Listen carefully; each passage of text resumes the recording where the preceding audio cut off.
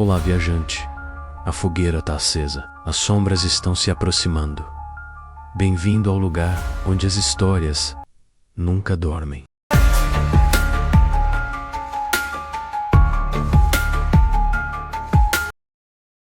Você acredita que uma maldição pode atravessar gerações inteiras, mesmo que ninguém mais fale sobre ela? Que existe um tipo de destino tão sombrio que o único jeito de evitá-lo é esconder a verdade até da própria criança? Essa história aconteceu em São Romualdo, um vilarejo esquecido, encravado no alto de uma serra, onde o tempo parece andar de lado e os segredos nunca morrem. E tudo começa numa madrugada fria de agosto. Uma mulher chamada Célia gritava, em trabalho de parto, com o corpo suando, mesmo com o vento cortante que entrava pelas frestas da janela. Era o 7º menino, 7º filho homem de uma mesma linhagem. O parteiro, um senhor velho e encurvado, empalideceu quando contou os requeminacidos enrolados em panos no quarto ao lado. É o 7º. Célia, você precisa entender. Mas Célia gritou ainda mais alto, e não de dor. Ela gritou de raiva, porque já sabia o que vinha depois. A tradição dizia que todo 7º filho, homem da mesma família, devia ser entregue ao convento antes do batismo. Caso contrário, traria ruína, sangue, morte. Mas dessa vez, ela decidiu quebrar o ciclo. Ela daria um nome ao menino. Ela criaria o filho. E ninguém mais tiraria dele aquilo que haviam tirado dos outros. Seu marido, Almir, apenas abaixou os olhos quando o parteiro insistiu. É uma maldição, dona Célia. Não se pode fugir do sangue. Mas era tarde. O menino foi registrado como Elias. Ficou com a família. E por 12 anos, tudo parecia calmo. Até que numa certa noite, o cachorro da casa vizinha foi encontrado aos pedaços, espalhado pelo pasto. Os moradores disseram que podia ter sido um lobo. Mas ali não havia lobos. Nunca houve. E foi só o começo, porque na madrugada seguinte, um dos bois da fazenda amanheceu com os olhos arrancados. No outro dia, a escola suspendeu as aulas por causa de uma trilha de sangue que ia da mata até o quintal. Enquanto isso, Elias dormia cada vez menos. Dizia que ouvia vozes vindas do telhado, que via uma sombra se arrastar dentro do espelho e que sonhava. Calm, Dentis. As noites em São Romualdo começaram a mudar. Não havia mais barulho de grilos, nem latidos, nem vento. Era como se a natureza inteira tivesse parado, só para ouvir o que andava espreitando atrás das árvores.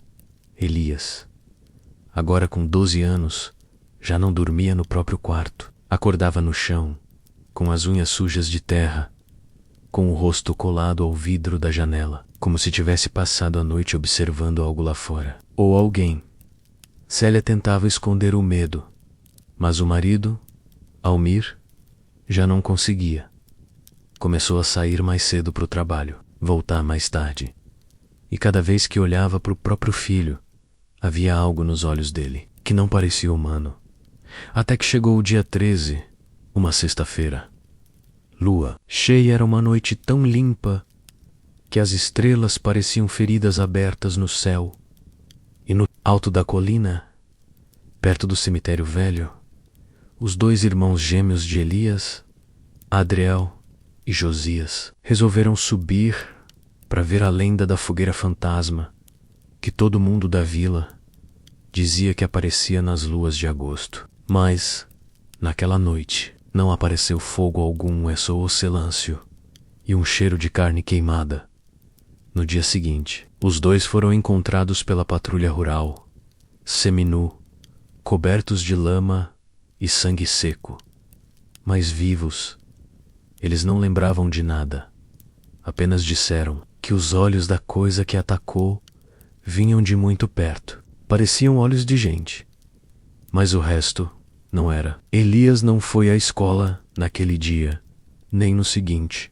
Célia dizia que estava com febre, mas Os vizinhos já não acreditavam em nada do que ela dizia, porque o que os meninos viram menos e não conseguiam explicar era só mais um sinal. O sinal de que a tradição havia sido quebrada e a maldição acordada. A vila de São Romualdo era pequena, mas sua história era grande demais para ser contada em voz alta. E foi por isso que ninguém nunca falava sobre os 7 nomes esquecidos. 7 filhos homens, 7 Gerac, 7 desaparecimentos. Sempre o mesmo padrão. O 7º menino, criado até os 12 ou 13 anos, começava a mudar, começava a ouvir, a sentir, a caçar, e então sumia. Ou melhor, era levado. Aos poucos, os anciãos da vila começaram a cochichar outra vez. Crianças eram proibidas de sair à noite. Velas passaram a ser acesas nas janelas, como se isso fosse capaz de manter algo afastado. E como sempre, os olhos se voltaram para Elias. Mas Célia, a mãe, se recusava a aceitar. Ela dizia que aquilo era superstição, ignorância. Meu filho não é um monstro, gritava. Mas havia um homem que sabia mais do que deixava transparecer. O padre John Nasvalio, curvado, silencioso, guardava, no fundo da sacristia da capela, um livro envolto em corrente, escrito à mão, por um monge que viveu ali em 1894. Um manuscrito que jamais deveria ser lido por olhos comuns. Mas naquela tarde, ao ver o rastro de sangue que cruzava a escadaria da igreja, o padre cedeu, abriu o livro e lá estava escrito: o filho da lua nasce do ventre, do 7º ventre. Traz os instintos do lobo, mas os olhos do homem, só o ferro pode detê-lo, só o silêncio pode vencê-lo, só a solidão pode salvá-lo. E no rodapé, o nome escrito 7 vezes: Elias, Elias, Elias, Elias, Elias, Elias, Elias. O nome do menino já estava ali, muito antes de ele nascer. E nesse momento, até o padre estremeceu. Foi na virada da lua cheia seguinte. Um sábado, o céu estava sem nuvens, e o vento assobiava feito criança perdida no mato. Elias, que nos dias anteriores já andava pálido, quieto demais, agora tremia, literalmente tremia.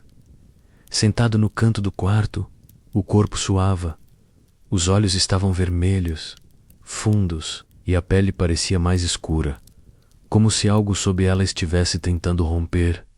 Célia, desesperada, tentava controlar a febre com panos molhados, mas o que ela não sabia, ou se recusava a aceitar, é que aquilo não era febre, era transformação. Do lado de fora, o silêncio da vila foi quebrado por um único som, o berro de um bode. Depois, mais nada. Nenhum cachorro latiu, nenhuma janela se abriu, até que o grito de uma mulher estourou no ar, como um trovão seco. Apareceu de novo. Tá na plantação do seu Bira. O grupo de vizinhos se armou com o que pôde: machados, enxadas, espingardas velhas. Desceram até o milharal da fazenda de Bira, guiados pelo fedor de sangue e pelo som da respiração de algo muito grande. O que encontraram fez um deles cair de joelhos. As espigas estavam quebradas, como se um furacão tivesse passado. Havia garras profundas cortando a terra e bem no centro, o corpo do animal, rasgado ao meio. Mas o pior não era o que tinham visto, era o que ainda estava lá, entre as sombras do milharal. 2 olhos brilhavam, amarelos, fixos, e então veio o som que não parecia vir da garganta de um animal, mas também não era humano. Era o som do meio, o som da transição. O primeiro uivo. Um dos homens atirou. Outro caiu no chão, chorando. A coisa correu entre eles, com velocidade impossível, deixando um rastro de gritos, sangue e pedaços de roupa espalhados pelo chão. No dia seguinte, o padre Jonas foi até a casa de Célia. Ela já estava ajoelhada, com as mãos sujas de terra. O quarto de Elias, vazio, a janela arrombada, e no travesseiro, onde antes havia um menino, agora só havia um tufo de pelos escuros e sangue fresco. No domingo, ao meio-dia, a vila se reuniu na praça central. Havia medo, mas também raiva. Isso tem que acabar antes da próxima lua cheia. Foi o menino, o sétimo. A culpa é da mãe. Protegeu o demônio. E então, alguém falou o que todos pensavam, mas ninguém tinha coragem de dizer: temos que caçar. A palavra ficou pendurada no ar como uma corda. Caçar. Caçar um de nós, um menino, um filho. Mas naquele momento, Elias já não era visto como filho de ninguém. Formaram grupos, fizeram armadilhas, espalharam cruzes e rosários pelos campos. O padre Jonas se trancou na sacristia e não saiu mais. E Célia desapareceu. Dias passaram, sem rastros, sem pistas, mas todas as noites um uivo distante ecoava pela vila, sempre à mesma hora, 2 da manhã, sempre vindo do mesmo lugar. O Morro dos Três Túmulos, um antigo cemitério desativado. Ondtross. Monges teriam sido enterrados vivos após tentarem exorcizar o primeiro sétimo. As histórias diziam que o sangue daqueles monges amaldiçoou a terra e que qualquer criança, nascida sob a mesma lua, carregaria a mesma fome. E agora, tudo levava para lá. Numa quinta-feira, logo antes da segunda lua cheia, encontraram algo, um pedaço de tecido, rasgado, mas com um nome bordado: Elias. E logo abaixo, marcas no chão, garras, patas e pegadas, humanas adjuntas, misturadas como se o monstro e o menino fossem a mesma coisa. Naquela noite, a vila inteira dormiu com um medo de que eu, a Manhassa, alguém a menos estaria lá. E não estavam errados. Porque quando o sol nasceu, a velha dona Yolanda, menos que morava sozinha no casebre ao pé do morro, foi encontrada deitada no alpendre, com o peito aberto. Mas o rosto dela calmo, como se no último instante ela tivesse reconhecido o que estava por trás da fera e perdoado. Na manhã seguinte, ao assassinato de Dona Yolanda, a vila silenciou, não por respeito, mas por medo, porque todo mundo sabia o que aquilo queria dizer. A fera desceu do morro, e agora ela conhece nossos nomes. No fim da tarde, enquanto os homens armavam vigílias, uma sombra caminhava pela mata sem ser notada. Célia, descalça, ferida, com os olhos fundos e a alma despedaçada. Ela havia encontrado o lugar, um antigo abrigo de caçadores, escondido sob raízes de figueiras retorcidas, bem no coração da floresta.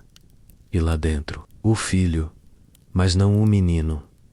O que ela viu não era Elias, nem completamente. A pele do garoto estava marcada, como se tivesse sido rasgada e colada de novo. Os olhos, amarelos, mas ainda com traços humanos, e as unhas, longas demais para serem de um menino. Mas quando ela chamou Elias, a criatura tremeu, olhou para ela e chorou. Mãe. A voz era quebrada, rouca, distorcida, mas era Elias. E então ele falou, pela primeira vez, falou. Disse que os sonhos que tinha não eram sonhos, eram lembranças de outros meninos, de outras vidas, de outras luas, e que todas terminavam do mesmo jeito, com fogo ou com dentes. Célia chorou, mas não fugiu. Sentou-se ao lado dele e contou o que ninguém nunca havia contado. Disse que o pai de Elias também era o 7º filho, que o avô fora entregue ao convento e que o bisavô, segundo histórias sussurradas pela bisa, teria sumido no rio numa noite de lua cheia, depois de ter matado o próprio irmão. A maldição então não era um castigo, era herança. E ninguém nunca quis quebrar o ciclo, apenas escondê-lo. Você é meu filho, ela disse, e tocou a pele deformada do rosto dele, mesmo sabendo que aquilo podia ser a última coisa que faria. E Elias fechou os olhos por um instante. A fera dormiu, mas só por um instante e pouco. Lá fora, a vila se aproximava. Tochas, armas, raiva. E a mãe sabia. Não daria tempo de explicar. Não, daria tempo de fugir. Mas talvez desse tempo de proteger. A noite caiu. A última. A lua cheia subiu, como um olho aberto no céu, testemunha silenciosa do que viria. E do alto do morro dos 3 túmulos, os uivos começaram. Mas não era só Elias. Pela primeira vez, outros uivos responderam. Na vila, homens e mulheres saíram com tochas, enxadas, espingardas e crucifixos, pendurados no pescoço. Eles não queriam respostas. Queriam vingança. Porque a morte de Dona Yolanda foi o estopim. E no fundo, todos sabiam, se não acabassem com aquilo hoje, seria tarde demais. Célia estava ajoelhada diante da criatura que um dia foi seu filho, com uma das mãos sobre o peito dele. Com a outra, segurava algo embrulhado em pano, ferro, um pedaço de uma antiga ferradura quebrada, banhada em óleo de igreja e sal grosso. A única coisa que, segundo o livro do Padre Jonas, poderia enfraquecer a fera, mas não matá-la. E ela não queria matar. Queria dar. Escolha. Se for para acabar, vai ser do seu jeito, meu filho, não dos outros. Do lado do fora. Os moradores já se aproximavam. Ali! O abrigo tá ali. Cuidado. Ele pode pular da sombra, mas ninguém esperava o que veio a seguir. Porque Elias saiu sozinho, em pé, com o rosto coberto por sombras, o corpo nu, ferido, coberto de lama, cicatrizes e garras. Os olhos, porém, estavam vazios, sem fúria, sem dor, apenas prontos. Ele caminhou lentamente até o centro da clareira e parou. Atrás dele, Célia apareceu, com os braços abertos. Se alguém tiver coragem de atirar, vai ter que atirar em mim também. Houve um silêncio, um daqueles silêncios que o mundo respeita, mas foi quebrado. Um tiro, um grito e o caos. A fera despertou. Não Elias. A fera. A transformação foi instantânea, menos ossos quebrando, pelos surgindo, olhos explodindo em luz. E o monstro pulou no meio do povo. Garras, dentes, sangue. Os homens recuaram. Alguns fugiram. Outros tentaram reagir, mas era tarde, porque Elias não estava mais sozinho. Dos cantos da mata, outras sombras surgiram. Outros uivos, outros 7º filhos, filhos de convento, filhos abandonados, filhos que a história esqueceu. Eles estavam de volta. E a vila pagaria. Mas então Célia fez o impensável. Correu até o filho, ou o que restava dele, e cravou o pedaço de ferro direto no peito da criatura e gritou, não de medo, mas de dor, porque sabe aquilo. Por alguns segundos, teria Elias de volta. E teve. O monstro caiu de joelhos. Os pelos começaram a cair.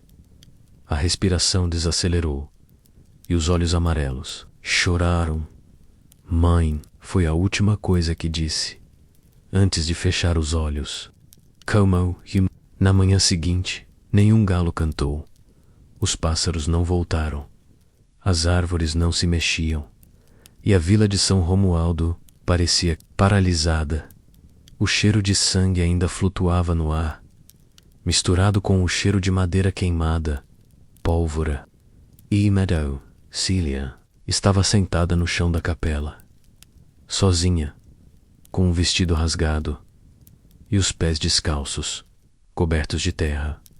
O rosto, em silêncio, ela não chorava, não falava, só olhava para o nada na frente dela. Sobre o altar, o corpo de Elias, ou o que restou dele, envolto em panos, o ferro ainda cravado no peito, e uma única vela acesa ao lado. O padre Jonas rezava em voz baixa, repetindo o mesmo salmo há horas. Mas Célia sabia, não havia prece que curasse aquilo. Do lado do fora, os sobreviventes caminhavam devagar, evitando Sei. Em Carrier, os que antes gritavam por vingança, agora cochichavam arrependidos. Porque no fundo, todos sabiam. Eles o caçaram. Eles o empurraram. Eles o criaram. O menino só carregava a fome. A vila é que trouxe o ódio na prefeitura. Foram marcados os enterros. 10 corpos, 6 homens, 3 mulheres e um menino, mas não o 7º. O corpo de Elias não seria enterrado com os outros. Célia o levou para o alto do morro, onde o sangue dos monges havia sido derramado. Cavou com as próprias mãos, colocou o corpo ali e sussurrou: "Você não é maldição. Você é o que fizeram de você. Mas agora você está livre." Cobriu com terra e não olhou para trás. Naquela noite, a vila dormiu, mas no meio da madrugada, às 2 em ponto, um som atravessou a escuridão. Não um uivo, não um grito, um choro, vindo do antigo convento, agora abandonado, onde, dizem, outros 7º filhos foram deixados e nunca mais vistos. Passaram-se semanas. A vila foi limpando seus escombros, empilhando as lembranças, varrendo as manchas que não saíam nem com água fervente. As missas voltaram, as aulas também. E, aos poucos, o povo de São Romualdo aprendeu a fingir que nada tinha acontecido. Exceto Célia, ela desapareceu da vila. Dizem que foi embora numa manhã de neblina, com uma sacola de pano nas costas e os olhos fixos no chão. Outros dizem que ainda mora no alto da serra, perto do túmulo do filho. Mas o que ninguém ousava dizer em voz alta era o que começou a circular entre as parteiras. Na primeira noite de lua cheia do mês seguinte, uma mulher deu à luz em segredo um menino, o 7º filho de um viúvo da vila. Alguém contou, alguém ouviu, mas o registro do nascimento nunca foi feito.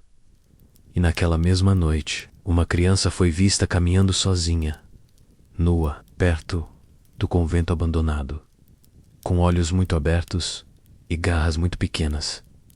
Dizem que foi só uma ilusão, uma invenção do trauma, mas o padre Jonas, antes de morrer, escreveu uma última frase no rodapé do livro amaldiçoado. A semente já foi plantada, e desta vez nascerá entre os que fingem ser bons. Então, eu te pergunto, você deixaria essa criança viver na sua casa? Você confiaria nela? Porque em São Romualdo ninguém mais dorme com a janela aberta. E quando o vento sopra no alto da serra, todos sabem o que ouvirão. Um som, não bem um uivo, não bem um grito, mas algo no meio, algo esporando. Se você assistiu até aqui, talvez agora entenda por que alguns segredos precisam ser enterrados e por que certas tradições não existem à toa. Se curtiu essa história, deixa o seu like, se inscreve no canal E comenta aqui embaixo o que você faria se descobrisse que o sétimo filho da sua família é você. E se quiser continuar com a gente, assiste esse próximo vídeo aqui ao lado. Uma história ainda mais sombria, com um segredo enterrado bem debaixo da sua cama. Até a próxima.